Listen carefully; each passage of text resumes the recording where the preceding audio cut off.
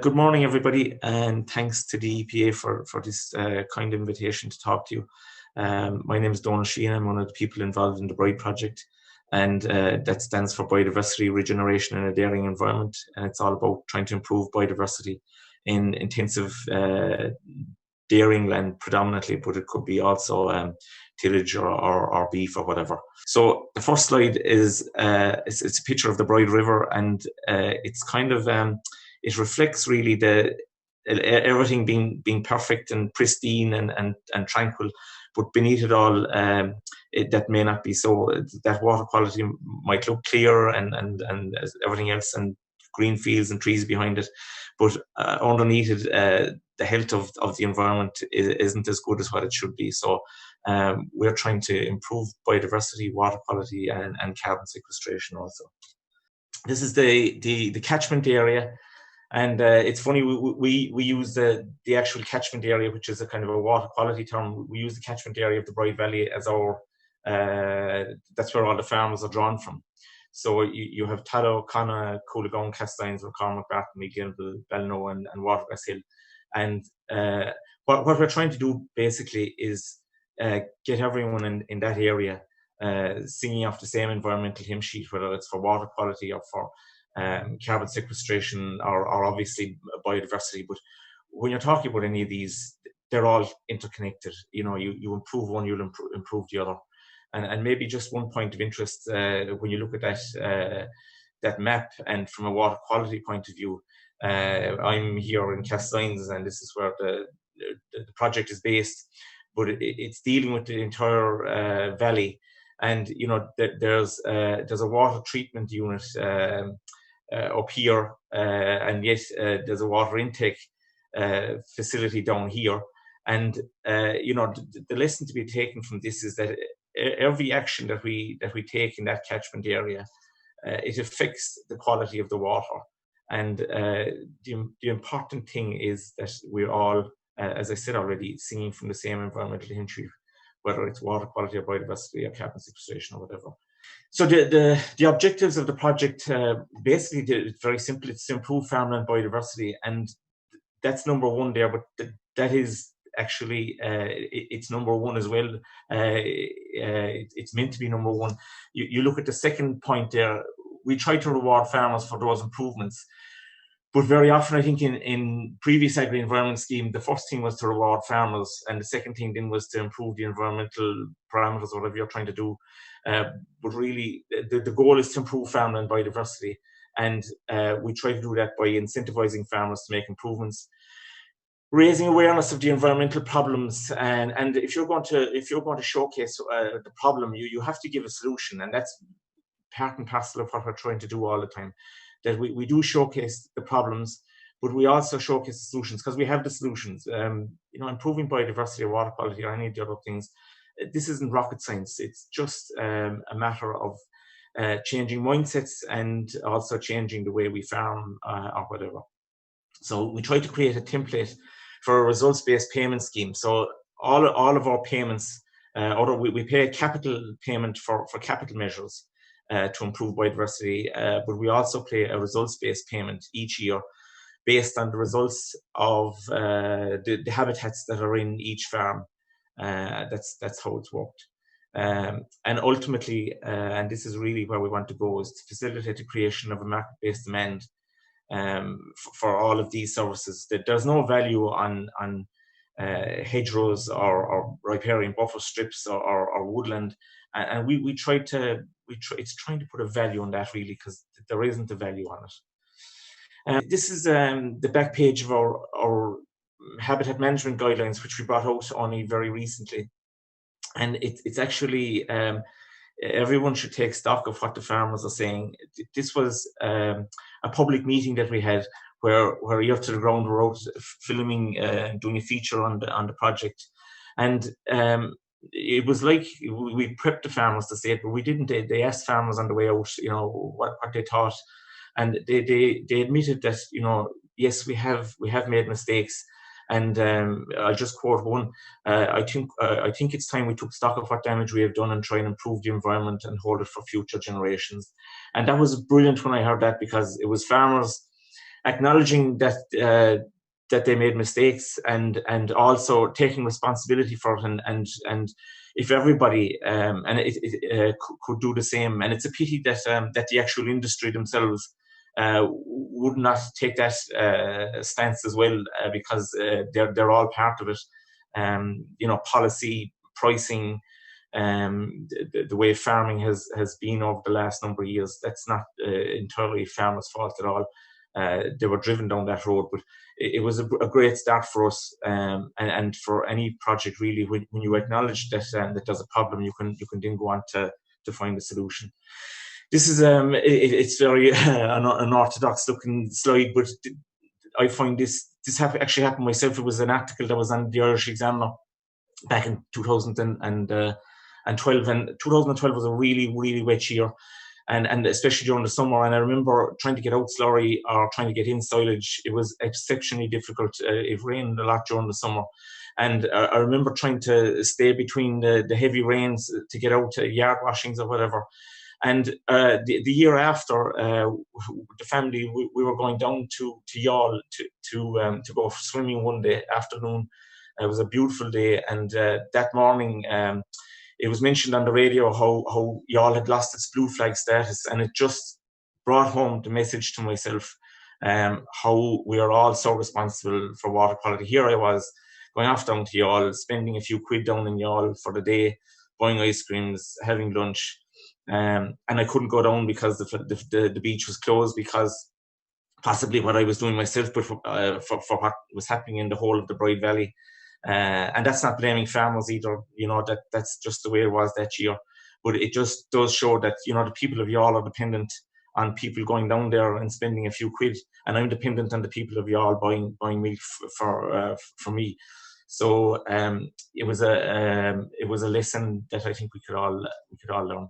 So some of the challenges of the project, pre-application was really difficult, because there was myself, a farmer, and there was Paul Moore, another farmer, and Tony Nagle, an ecologist. So nobody knew who we were, and we were just ordinary people coming in off the street and trying to get the message out there that we were trying to do something for biodiversity, create a new scheme, and that we were going to change the world. That it was just difficult, but we mentioned it to John Finn and Darragh Hulacan in Teagasc, and that was really the starting point.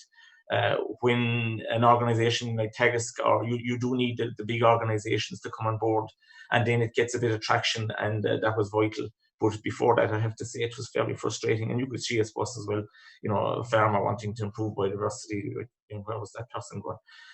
Bringing farmers on board actually wasn't hugely challenging, because they wanted to come on board. That was the bottom line. But what we learned was that this is a bottom-up approach, whereby it's farmer-led, and that's all very fine. And it probably is different to the top-down approach that we had in previous agri-environment schemes. But I would also say that you do require the top-down approach. Farmers learn from their peers more than anyone else. And there's a certain language when you're out at a discussion group meeting on a farm, and they do take on board what a farmer says. If it's working for them, well, it could work for us as well. But I also feel that it's very important to have that kind of a more professional approach, if you like. And Darragh Hulacan would always come out on a farm walk with us, and it gives it a great balance. Department funding and support is obviously vital, and the department have been absolutely fantastic. I can't say enough about the EIP team down in Johnstown Castle. They give us the funding when it's required, and it was a huge leap of faith for them. They're giving funding to people that they never met before. There's no track record, so there's a huge amount of trust needed, and they let us do whatever we wanted to do, whatever way we wanted to design the project. There was no interference whatsoever. They gave us that kind of flexibility, and the only thing that they do look after is obviously the financial side of it, ensuring that funding is fair and transparent, and that we don't go off on a bender on a Saturday night or something. And we need that kind of oversight as well, which is great. The operation group and the working group, they give us guidance, and that's very important. The importance of local element to school just cannot be emphasized. We liaise with the school here, and have been doing for a number of years, giving farm walks and so on, and giving him talks, liaising with him with regard to the green schools and the green flags. for farmers, really, we wanted always to keep it simple, because if you make it complicated, farmers switch off. And the message we wanted was just retain the existing habitats at the moment. That's all we want to do. Don't take away any habitats. And the most difficult aspect of all was the awareness, making farmers aware that, they had never heard a lot of this before, because where would they hear it? Where do you hear about wildlife, how to save wildlife? It just wasn't on any agenda. It was all, producing food as cheap as possible. And that was and continues to be difficult, because we're so molded to that way of farming. And the involvement of the farmers it's very obvious, and just put it down there, Dean. The farmer must know the goal, because if he doesn't know the goal, or she, they won't know when to achieve it. This is the school getting involved in the Bride project was, as I said, it was vital. They made this little poster, Pride in the Bride, and you have the castle there, the fish, the flowers, the birds, the small mammals, and it was really important. If you can get to the children, you're on a winner. Talking to farmers, this is peer learning, and this is where we get our message. This is a discussion group, my own local discussion group, and that's how you get the message out at that level, not inside at a meeting. These are our capital measures. We give €2,000 to each farmer, and all the different environmental benefits, whether it's biodiversity, carbon sequestration, or water quality, they're all there on the right-hand side. And again, that's just to showcase that this is what you're doing. If you carry out this measure, this is what you're improving. This is probably the most important slide. We made out points for entry criteria, and the highest points was got to the farmers that got the most measures. And all of the farmers that got in, they did over 8 measures, and that got them 30 points. So we were actually saying to the farmers, well, we're not going to have any role in this. It's up to you. If you want to get in, you fill out that form, and you get the points yourself. You can see what the scores are. Send us back your application, and the highest points got in. These are our target species down the bottom. If you had a target species, you got higher points. If you had a target habitat, you got higher points. The results-based payments are it's incentive payments that will be based on quality of the habitat, the quantity of your habitat. If you have a target species, we pay for that. Again, it's incentivizing everything, putting a financial reward on the things that you want to improve, or the species you want to save. And as I said already, capital works payments of €2,000 were paid to each farmer. These are our project farmers, and when something is priced, this actually doesn't have any value. And I think if we could actually put a price on some of these things, and that's what we're trying to do, put a value on biodiversity, water, air quality, I think more people would take note, because that's where we're all geared to a kind of a financial value.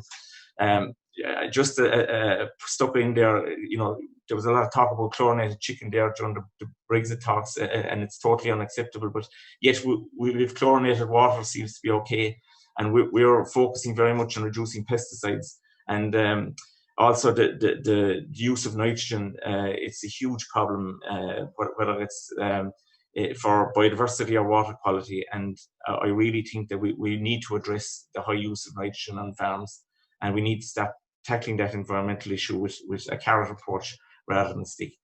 Finally, this is one of the slides we had in our first presentation to the farmers. Before, if you planted a tree and you asked the farmer, why did he plant a tree? He was paid to plant a tree, but that's not actually the right answer. You have to give him the reasons, the ecological and the environmental reasons why you planted that tree. And these are all the reasons why you plant a tree, not that you get paid for it.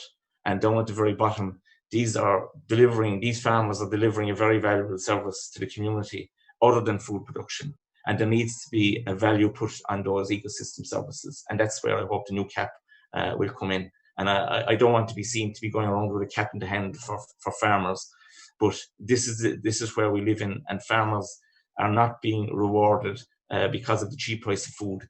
And this is why they should be rewarded. And just want to acknowledge those people, Sinead and Tony, the working group, and above all the Bride farmers for their involvement in the project. Thanks very much. And if you have any questions, you can use the app. And I'd be happy to answer them if I can. Thank you.